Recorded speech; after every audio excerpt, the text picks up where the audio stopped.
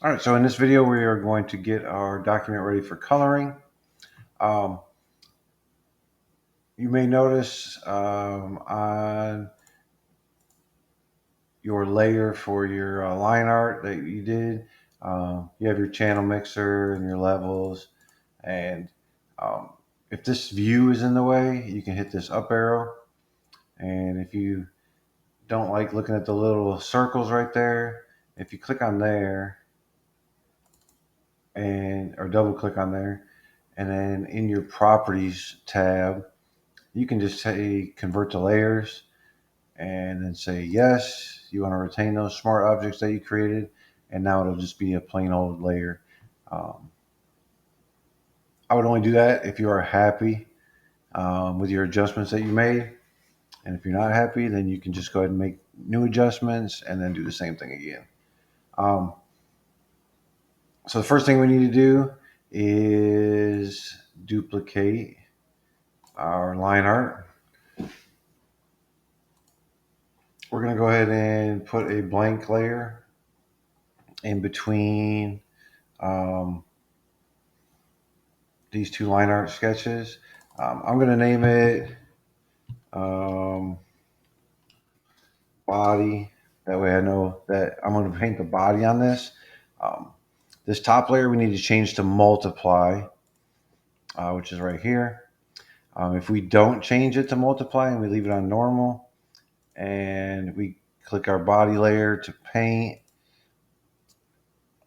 let's see, let's make my paintbrush a little bit bigger and we'll make it like a green. If I paint, it's not going to show up. But if I switch this top one to multiply, you're now going to see it, and you'll see the line art above the color. So to make it easy for us to paint, so we don't have to try and stay inside these lines. Oops, I made a big mistake. I'm glad I did. That way I can show y'all. I'm painting on my line art. Don't want to do that. So undo, make sure I select this, our paint layer. Um, but in order to make it easy for painting so we don't have to try and stay inside these lines, um, we're going to create another layer right above there. And we'll call this one background. Because I want to paint this area in the back of my character. And we're going to change it to a color like that light blue. How about we do that? I'm going to select my top. Matter of fact, I'm going to change this instead of saying copy. We'll call that the top sketch layer. And I'm going to grab my magic wand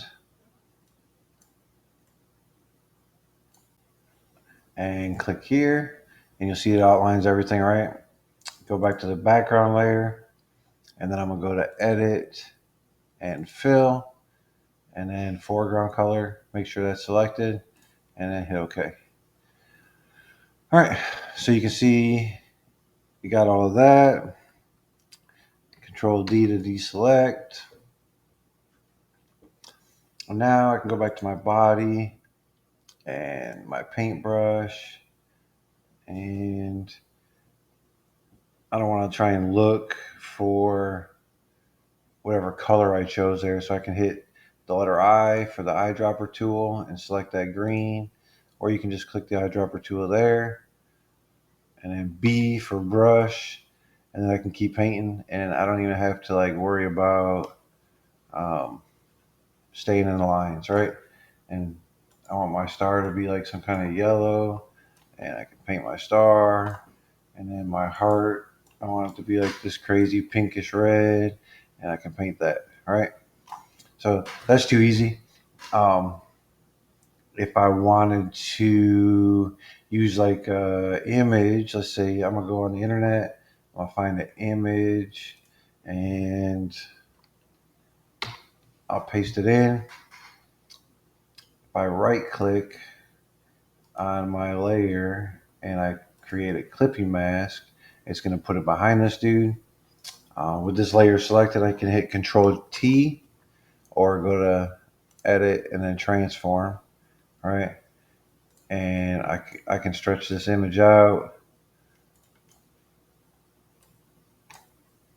so it covers the entire background of my photo or my drawing.